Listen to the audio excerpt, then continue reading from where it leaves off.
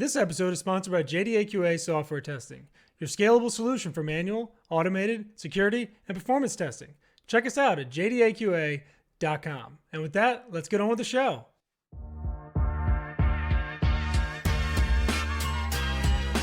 This is The First Customer, hosted by Jay Agner.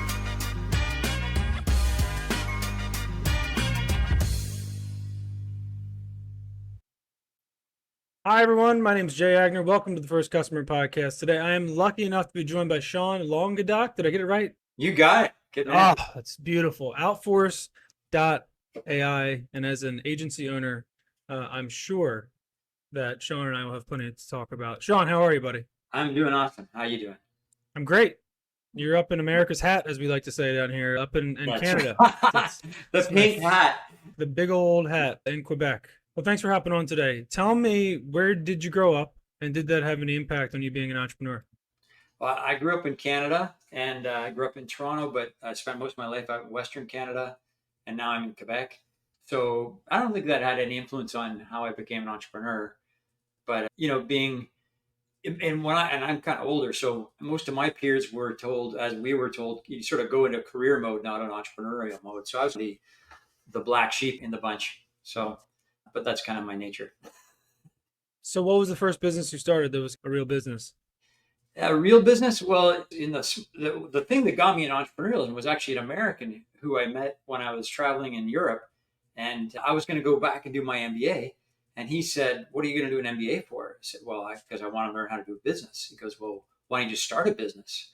And I said, "Well, because I don't know anything about it." So he said, "Well, you're going to learn more starting a business. You should go to a business that would cost less than an MBA, start it, and if you fail, you'll learn more than anyone in their MBA school is going to learn. And you can still go back and do an MBA if you really want to do it after that." And that's what got me going. I never turned back from there. It was awesome. That's some great advice. I love that advice. Yeah, he said, beg, borrow, and steal 10 grand or whatever it takes. I figured 30 grand for the MBA, and take a third of that and go for it. And that worked. And the business I started, to go answer your question, I came back to Canada. We were inviting the world to Vancouver, British Columbia, for the World's Fair. It was Expo 86. And I had this idea.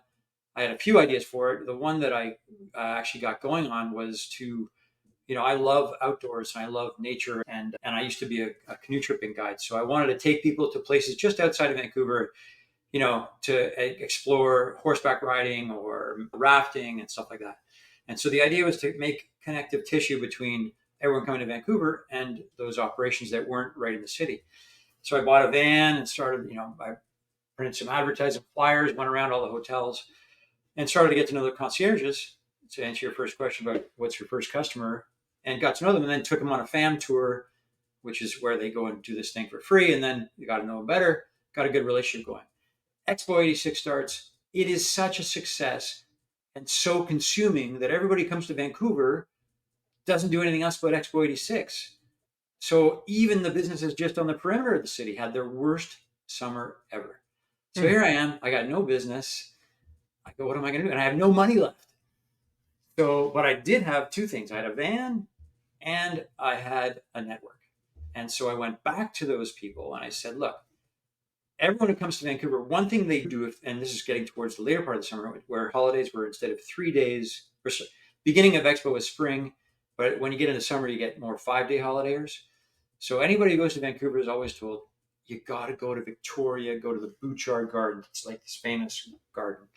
And so everyone goes, and either they go by car on their own, and they have no idea what they're looking at or what they're doing, or they take a Greyhound bus and they're in with a bunch of, retired people, and it's not too exciting. So I said, okay, I'm going to introduce something that's in between those two. I call it champagne tours. We wake up in the morning, champagne and orange juice in the van. We get to the ferry. I did all kinds of things to make it extra special, but I didn't have any marketing money. I had nothing. So I literally gave around the itinerary to the concierges and said, look, this is my plan. You know me. And it's a good midway alternative. And so they gave me a few customers. I had to take cash because I had to pay for the ferry. No credit card stuff. I'm sorry, I'm about to take cash. And so I literally paid for it as I floated through, and to get into the Bouchard Garden and all those things. But at the end of the day, I gave each of the female guests a rose. which was my viral networking play. And I didn't know it would be so viral, but they'd come back to the hotel and the concierge would obviously want to know, hey, this is a new thing. We got to find out how it worked out. Oh, isn't that nice? You got a rose from your husband at the Bouchard Gardens. He goes, oh no, George would never do that. That was Sean. That was the most amazing tour ever, and blah, blah, blah. And then things went crazy. So that was my first deal. How, when you say things went crazy, like what size did that business grow to? By the middle of the summer, I was doing 3 vans. I had staff. I had everything going. Unfortunately, I didn't have a license to operate that route. And the operations and the licenses were run by a committee which was owned by the existing licensees. So they were highly, they were negatively impressed by my initiative and basically shut me down. I Wow. reinvented it into a smaller local tour company, but basically it was a small business to get me to understand how to start a business. And Mm-hmm. so the next play was to go into something with a few more zeros behind it. And Yeah. I went into commercial real estate, left that to go into another business of my own, which was in the business of. Long story short, is I raised a bunch of money for the Vancouver Olympic bid, got to know a bunch of the chief marketing officers, and at the time, sorry, I'm rambling. Do you want It's to all keep right. going? It's all right. No, Great. it's Okay. fine. Go ahead. Second business was in the late 90s. You had this disruption of the middle person in a large vertical. So think of stock trading. You used to call your broker, would make your trade, get 15 points or whatever, how many points on the trade, just for knowing what was available and how to trade it, right? Mm-hmm. Same thing in the travel industry. Used to go to a travel agent. They would book all your hotels and all your airlines because they knew what was available. They had the data in front of them and only accessible through a Gemini system. Now that it was accessible on the internet, Expedia shows up and all of a sudden disintermediated. So in the advertising world, television or advertising buying was done by media buying agencies, which aggregated all the creative agencies would create the ads, but the media buyers would pool their power and buy all this media. Well, they were getting 15 points on it. That was the biggest profit center of the agency world.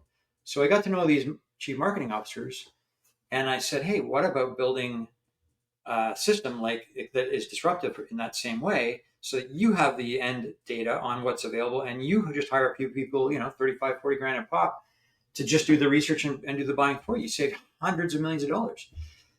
And everybody said yes except one. And the guy said it was the stupidest idea I've ever heard in my life. What? I had raised a bit of money. I was getting it going. He said, what do you mean? He said, think about it. I'm the chief marketing officer of a big brand. Yeah. Okay. How did I get here? I guess you're really good. He goes, no, I don't take a lot of risk. And in the current dynamic, if an ad campaign fails, who gets fired? The agency. You put all these bodies under my watch. Who gets fired? The coach. I'm out. Right. So I'm not going to Right. do it. And so I went around the circle again. I said, oh, yeah, that's a good idea. That's probably right. That's probably right. So that changed the business dynamic. And instead of creating something disruptive, I started to create something that would embrace what was the current problem in the industry. And that was data migration between the two systems that were buying and selling. So I built something that was, and the pitch was, we're bringing the 3 Martini back because there's no more data reentry. And Mhm. that's what they all used to love. So that was business number 2. So lesson Uh, learned out of that was, don't take yes, go for it as an answer. right. Dig, find out why. As an entrepreneur, you're always thinking of the positive outcome.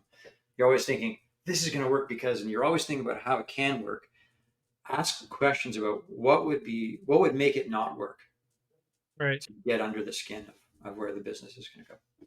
Hope that helps, Jake.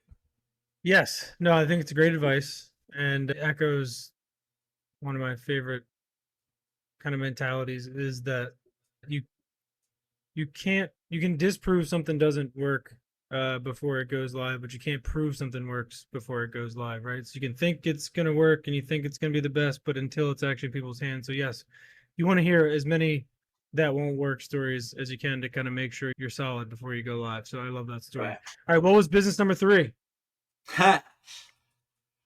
Business number 3 was, I came out of that. I'll skip one because I wasn't the founder of it. after it was and it was too long a sales cycle. It was an engineering product, and I don't have an attention span. So went back to digital and in the space that I know, which is advertising and media.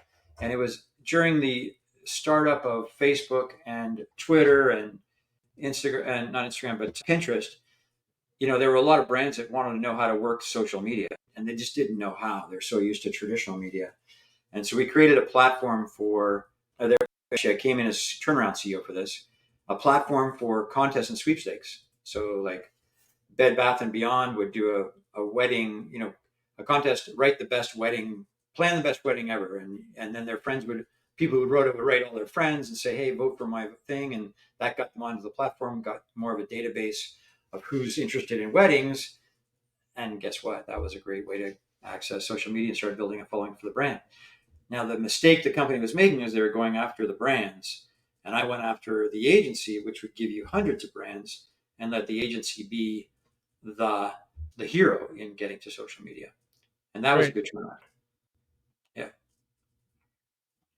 So I've lost count. Yeah. We're up to three. We're up to But three. yeah, so I've been 4 tech companies. The next one was, and so we sold that company. Payload was the next one. It was basically Uber meets oil field trucking. Nice one because I didn't have to raise any money. I was hired in as the entrepreneur in residence in a family office that had done very well in oil field trucking. So they knew the business and they needed an entrepreneur who could start a technical business. They knew the trucking side. They didn't know anything about technology. I couldn't believe nobody had done this before. I mean, it was so obvious. But in the oil business, it's a people business, and it's really built on trust and relationships because everything happens out in the field. Like things can go wrong. You need friends to help you out, right? So there's a lot of horse trading stuff going on there, and this was going to bring a little more discipline to it, which is disruptive in a way. And so basically, it's Uber meets oilfield trucking, so you can see where the truck's going and where it's coming back. You can also optimize so you don't have empty loads on the way back, and that worked out really well. The first customers in there were smaller exploration companies that were drilling, but it grew into Shell, Chevron, and a bunch of others. That was good. And did you get those initial customers from those relationships that the oil Yeah, folks had already? yeah. The founder, the family behind that, the guy had. It's a great story. His story is a great story on first customer. He was born in a small farm, a small town way up in northern Alberta, with on a small farm, and his dad died. He had to support the family at 16. Got a job, lied about his age, got a job on a rig. This is back in the 60s, and he watched them as they as they drill for oil. Water comes out of the well because it sits on top of the oil, and they would just spill that water all over the ground. And he went, "Well, that's not like I come from farming. That's not what you do to dirt." And so he decided to go into the first environmental services in the oil sector. And he said, I'm going to go. He went and leased a truck to carry water from the well site to the municipal waterworks. And just as a start, right?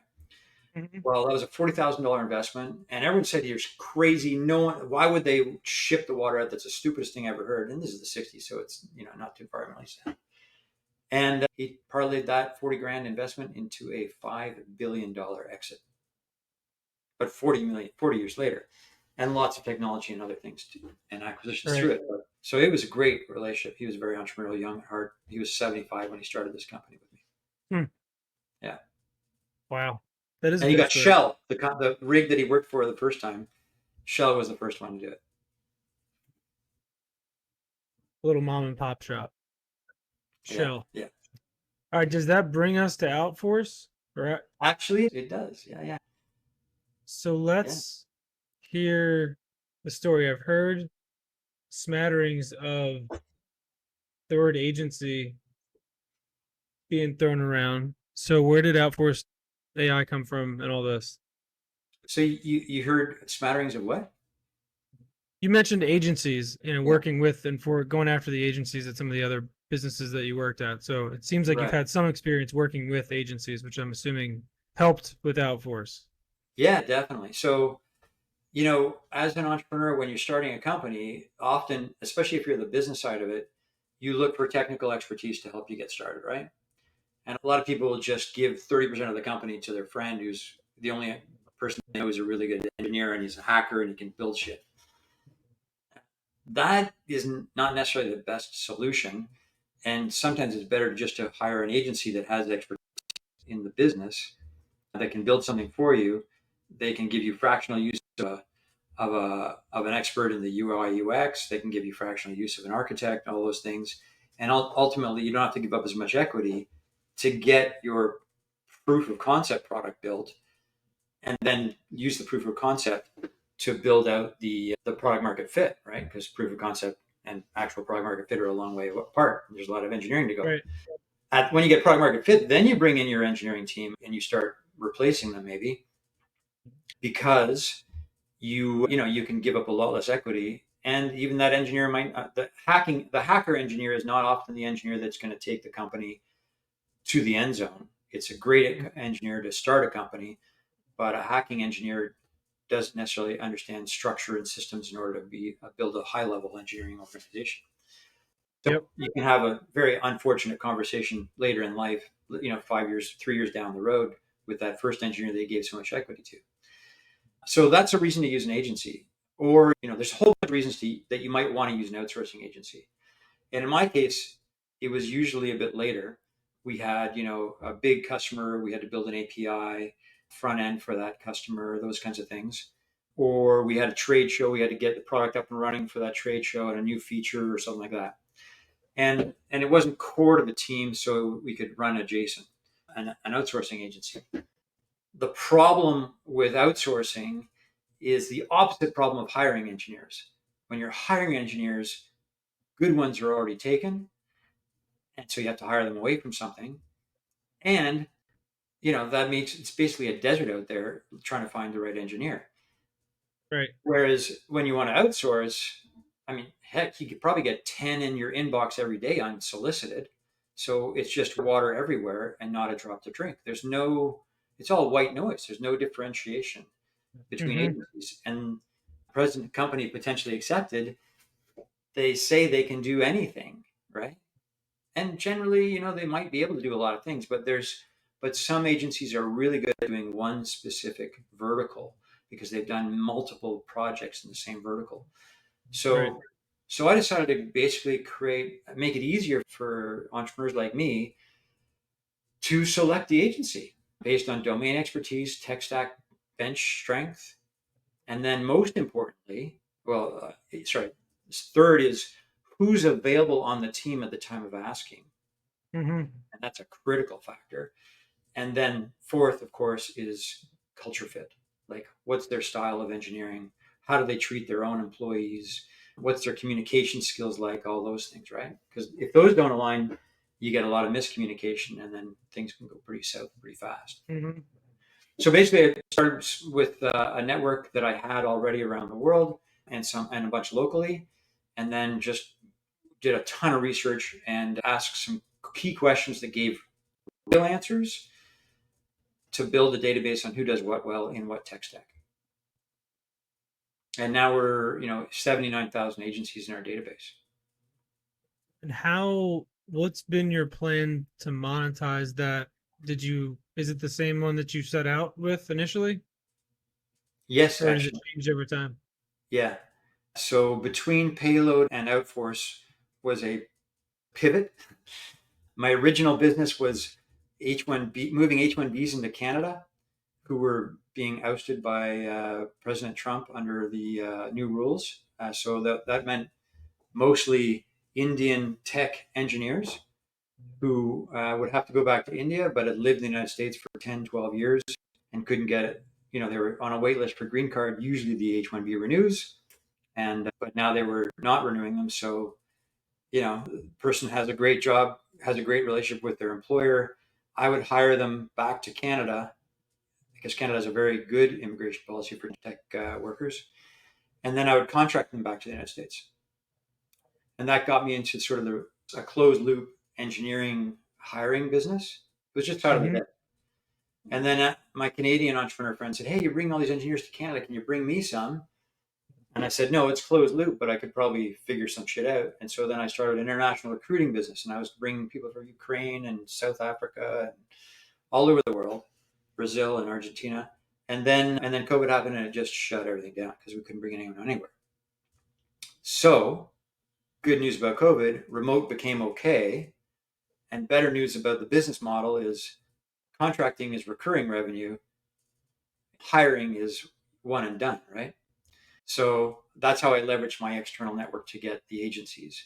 I had found a bunch of people in other countries, knew a bunch of people. And so I asked them, what are the best agencies that you know of? Which is what most people do, right? Whenever they look for an agency. Right. 79,000 is a big number. How many of those are in the United States? 3,000. Now, of the 3,000, and we're doing the due diligence on this right now, probably only 1,000 are really American, on the ground agencies. 2,000 are agencies that have an office with one or two salespeople saying they're an American agency. So Yep. that's the challenge. So we're actually going back to the database, back to the vendors and saying, look, tell me where your engineers are. And we tag them based on that. Got it. And maybe I missed it. How do you monetize the platform? So we kind of like a recruiting fee. We charge a slight markup on the pay rate to the agency. We don't take any money from the agency. This is what's unique about us is there are platforms out there that will talk about agencies, but it's kind of like Yelp. Like, do you trust Yelp for Right. restaurant selection? It's paid. So, and you can get self promoted up to the top as well. In our case, it's we get paid by the vendor, by the client. We search on behalf of the client. We bring the shortlist to the client based on the best teams that are available from the agencies that are well tagged, and then we let them select, say, five to seven that they want to interview, and then based on those interviews, they make their selections. So we get paid, and then we pay whatever the agreed markup rate is. We keep the whatever the agreed markup rate is, and pay whatever the client, whatever the vendor had bid as their net rate. So the net rate doesn't change for the vendor. Whatever they bid is what they get paid. Got it. Very interesting. Mm-hmm. Is the customer the same today as it was when you started? No, How's that changed over time? we're getting better reputational capital, so we're getting bigger enterprise customers who are not so like a pure, bigger enterprise. Sometimes they have their fixed MSA relationships, so those are hard to break into. But sometimes you get projects that are special, and procurement has no clue how to manage that process. Procurement's job is to bring the prices down, but they're not very good at technology selection processes, and we're Right. really good at that and identifying who's bullshitting about what they can do. And yeah, we have a really cool way of interviewing agencies that really cuts through the crap. I like that. Looks like we're up against it. I feel like we have some more stuff we could cover. Maybe I have to have you on again someday. You have too many things you founded. We didn't get enough. Yeah. It's just it's too much entrepreneurialism. I do have one final question for you, non-business related. Okay. If you could do anything on earth and you knew you wouldn't fail, what would it be? Anything on earth I wouldn't fail at? Wow, that's a really good question. Thank you. Anything on I earth? like that one. Be a rock star. You're not the first person to say that, and I'd I be a love rock fan. Yeah, yeah. every time I hear it, I love that answer just for so many reasons. We'll leave it there, but I love that answer. All right, Sean, if people want to find more about you specifically for things they heard about this show, where can they find you? And then where can they find your company, Outforce.ai, which I think I Well, just gave you the can find my answer. company at outforce.ai, and you can email me at Sean@outforce.ai. That's Sean the Irish way, SEAN. And if you email me, I'm just finishing what I call the definitive guide to outsourcing. So whether you use our services or not to select an agency, doesn't matter. I really don't want anybody who's an entrepreneur, wasting time talking to an agency. That's a waste of time. And there's so many ways to do that. Just the fact that most people end up talking to the leadership of an agency as their interview process is the biggest waste of time, because they take those calls all day. They're pros at it. They know how to answer and make it sound like they're going to give you exactly what you want, and you don't know whether they can deliver because you don't have the data. Nobody has the data. nobody has the time to do the due diligence. Therefore nobody has the data, and many make bad decisions as a result. So yeah, I can give you all the secret questions we ask. I can give you all kinds of stuff. And I just don't want you to lose money or time talking to the wrong agency. Beautiful. Well, Sean, thank you so much for coming on today. I love it when people check you out. And other than that, we'll stay in touch and have a good rest of your week. All right, buddy? Thank you, Jay. Thanks, You Sean. too. See you, man.